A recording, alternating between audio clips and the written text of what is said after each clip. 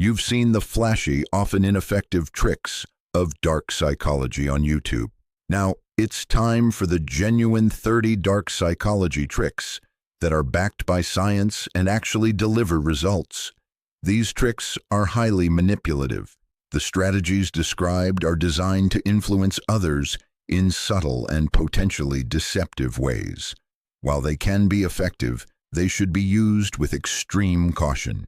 Misusing these techniques and damage relationships, undermine trust, and lead to ethical concerns. Trick number 1, name drop. Picture yourself in a crowded room with lots of people talking and moving around. If you want to get your friend's attention, instead of waving your arms or shouting, just use their name. For example, say, "Hey Sarah, over here." When people hear their own name, they instantly pay attention. Using someone's name makes it easier to connect with them and shows that you are speaking directly to them. It also makes the interaction more personal and effective. By calling out their name, you help them notice you in the crowd, making your communication smoother and more direct. Trick number 2, reflective listening. When talking to someone, if you want them to feel understood, use reflective listening. This means repeating back what they've said, but in your own words. For example, if someone says they are stressed about a new project, you might say, "So you're feeling overwhelmed because of the new project, right?" This helps show that you understand their feelings and are really listening. Reflective listening is a great way to build trust and make others feel heard. It helps in conversations by confirming their feelings and showing empathy, making discussions more effective. Trick number 3, positive reinforcement. Positive reinforcement means recognizing and praising someone immediately after they do something good. For instance, if a coworker named Alex helps with a report, you should say, "Thanks for jumping in on that report, Alex. It really made a difference." This kind of immediate praise encourages Alex to keep doing good work in the future. Positive reinforcement is a powerful tool for motivating people and creating a supportive environment. It shows appreciation and boosts morale, making people more likely to repeat their helpful actions. Trick number 4, mirroring. Mirroring is when you subtly copy the other person's body language during a conversation. If they lean forward, you lean forward too. If they cross their arms, you might do the same. This creates a sense of connection and makes the conversation more comfortable. Mirroring helps build rapport and makes the interaction smoother because it shows that you are in sync with the other person. It's a simple way to improve communication and make the other person feel more at ease. Trick number 5, the power of pauses. In conversations, especially during negotiations, using pauses can be very effective. After you make a point or present an offer, stop talking and let the silence hang for a moment. This pause can make the other person think more deeply about what you've said and sometimes even lead them to offer more information or concessions. The power of pauses lies in their ability to make people feel the need to respond, which can work in your favor. It's a useful technique for gaining an advantage and encouraging more thoughtful responses. Trick number 6, anchoring. Anchoring is a technique where you start with a high number or extreme position in a negotiation to set a reference point. For example, if you are negotiating a salary and start by asking for a high amount, it sets the stage for the discussion. The other party's counteroffer might be closer to what you actually want. Anchoring works because people often base their decisions on the initial number or position presented. It's a useful strategy for making your actual request seem more reasonable compared to the starting point. Trick number 7, the door in the face. The door in the face technique involves starting with a big request that you expect to be turned down and then following up with a smaller, more reasonable request. For example, if you ask someone to donate $100 and they refuse, you then ask for $10 instead. This method works because after rejecting the larger request, people are more likely to agree to the smaller one. It leverages the feeling of obligation to agree to the second request after turning down the first one. This technique is effective in various situations, such as fundraising or making requests. Trick number 8, foot in the door. The foot in the door technique involves starting with a small request that is easy to agree to and then following up with a larger request. For example, you might first ask someone to help you carry a book, and once they agree, you can then ask them to help with a larger box. This approach works because once people agree to a small request, they are more likely to agree to a larger one later. It relies on the principle of commitment, where agreeing to a small request makes them feel more inclined to say yes to bigger requests. Trick number 9, social proof. Social proof is a concept where people look at what others are doing to decide what to do themselves. When trying to persuade someone, mention that others support your idea. For example, you could say, "Many people in our department think starting the meeting earlier would be helpful." This technique works because people often follow the crowd and feel more comfortable with the decision if they know others agree with it. Social proof helps in convincing others by showing that your idea has widespread support. Trick number 10, the Benjamin Franklin effect. The Benjamin Franklin effect is based on the idea that asking someone for a small favor can make them more likely to help you again in the future. If you ask someone to borrow a book and they agree, they might be more willing to help you with future requests. This effect works because doing a favor makes people feel good about themselves and more willing to do more for you. It's a way to build positive relationships and encourage ongoing help by leveraging the goodwill created from small acts of kindness. Trick number 11, the scarcity principle.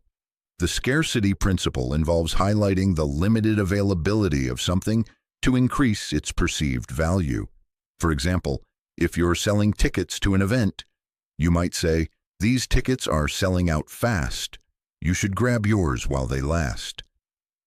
This statement creates a sense of urgency and makes people feel they need to act quickly to avoid missing out.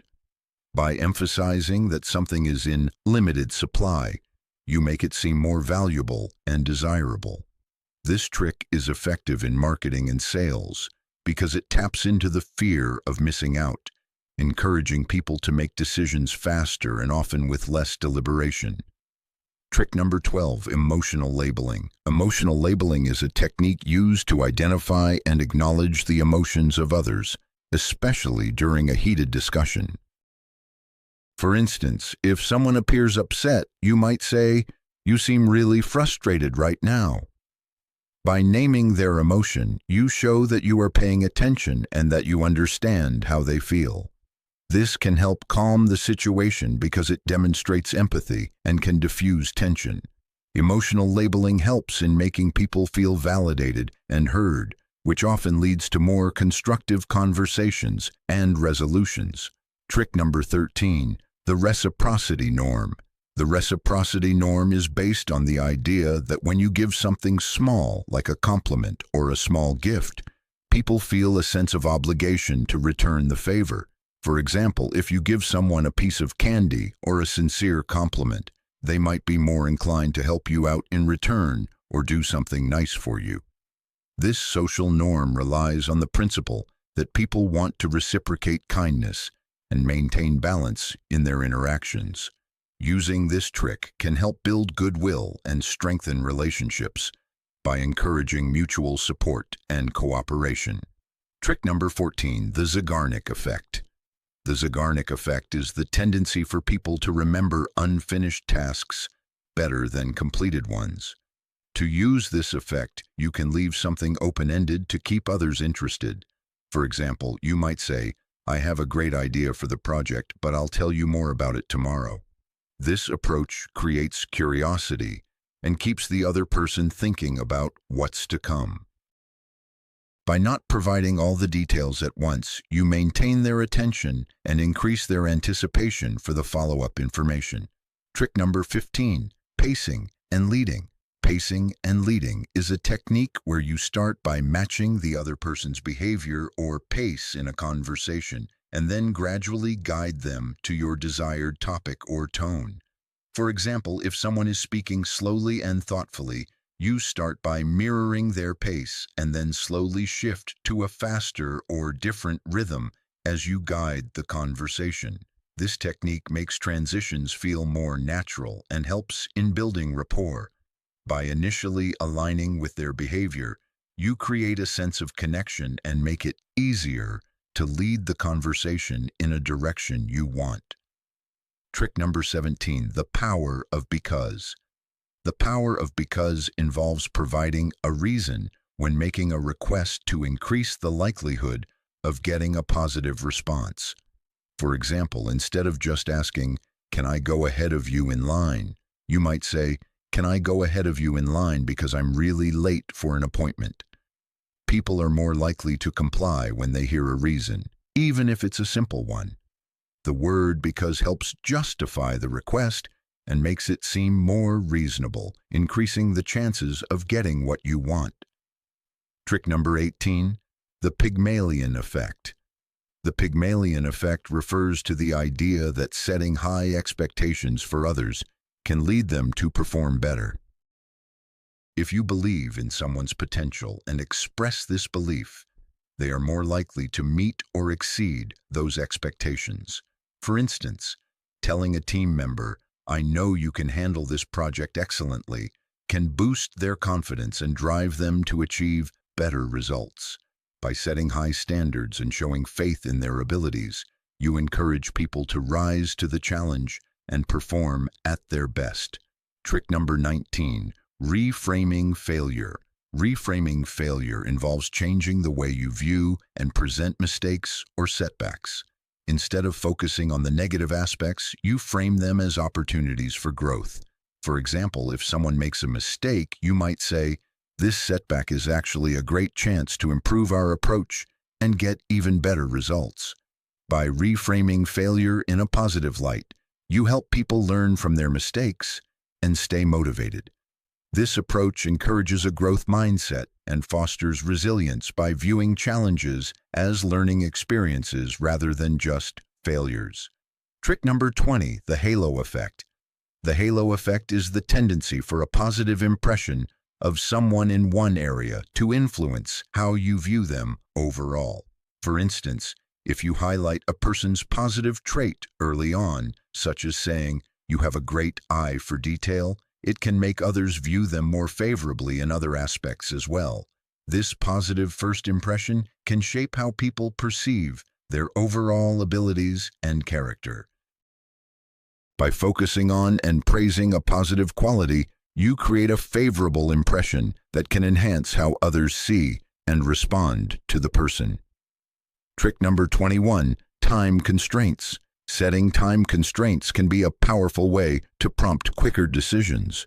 For example, if you need someone to make a decision fast, you might say, "I need to know by the end of the day." By setting a deadline, you create a sense of urgency that encourages the other person to act more quickly. Time constraints can help speed up responses and keep things moving when decisions are needed promptly. This tactic works by making the time available seem limited, which can push people to prioritize and take action sooner rather than later. Trick number 22, perspective. Taking involves asking someone to consider a situation from another viewpoint. For example, you might say, "Imagine how our clients feel when they encounter this issue. How can we improve their experience?" Encouraging others to see things from a different perspective helps them understand the broader impact and can lead to more thoughtful solutions. This approach can be especially useful in problem-solving and improving customer service, as it fosters empathy and a deeper understanding of the issue at hand. Trick number 23, the contrast principle. The contrast principle involves placing two different items or ideas next to each other to highlight their differences. For example, you might say, "This model costs $500, but this one is only $300. By presenting a more expensive option first, The second option appears more attractive in comparison. This technique works because people often make judgments based on relative comparisons rather than absolute values. By using contrast, you can make the more favorable option seem like a better deal. Trick number 24, the IKEA effect. The IKEA effect is the tendency for people to value things more highly if they have put effort into creating them. For example, if you want people to be more invested in a project, you might involve them in the process by saying, "Could you help me brainstorm ideas for this campaign?" By involving others in the creation or planning stages, they become more committed and attached to the outcome. This effect works because effort and involvement increase personal investment and perceived value. Trick number 25, the decoy effect. The decoy effect involves introducing a third option to make one of the original choices look more appealing. For instance, you might present, "We have a small size for $3, a medium for $5, and a large for $6. The medium seems like a good deal, right?" By placing a less attractive option next to the original choices, you make one of the original options look better by comparison. This technique helps guide people toward a preferred choice by making it appear as the most reasonable or advantageous option. Trick number 26, the placebo effect. The placebo effect shows that believing in the effectiveness of something can influence its success. For example, you might say, "I've seen this method work wonders for others to boost confidence and positive thinking." Encouraging someone to believe in the effectiveness of a method or product can enhance their experience and results. This effect works because expectations can shape outcomes, making people more likely to achieve positive results if they are confident in what they are doing. Trick number 27, loss aversion. Loss aversion involves emphasizing what someone might lose if they don't take action. For instance, you could say, "If we don't address this now, we could miss out on a big opportunity." By highlighting potential losses rather than gains, you tap into people's fear of losing something valuable. Loss aversion works because people are often more motivated to avoid losing something than to gain something of equal value. This technique can drive quicker action and decision-making by focusing on the risks of inaction. Trick number 28, the power of touch. A light touch on the arm or shoulder during a conversation can create a sense of connection and increase compliance. For example, a gentle touch can help build rapport and make the other person more receptive to your requests. This technique works because physical touch can enhance feelings of warmth and trust. However, it is important to use this tactic sparingly and appropriately, as unwanted or excessive touch can have the opposite effect. Trick number 29, the foot and mouth effect. The foot and mouth effect involves admitting to a small fault or mistake to make yourself seem more relatable and human. For example, you might say, "I missed a small detail on the report, but I fixed it now." By acknowledging a minor error, you create a sense of honesty and transparency. This approach can make you appear more approachable and trustworthy, which can help in building rapport and making others more likely to respond positively to you. Trick number 30, the endowment effect. The endowment effect is the tendency for people to value things more highly, simply because they own them. For example, you might say, "How would you like to lead this initiative?" By giving someone ownership or responsibility for a project, they are more likely to value it and become committed to its success. This effect works because ownership increases personal investment and attachment, making people more motivated to contribute and succeed. Important note, these tricks are quite dark and manipulative, so use them with caution.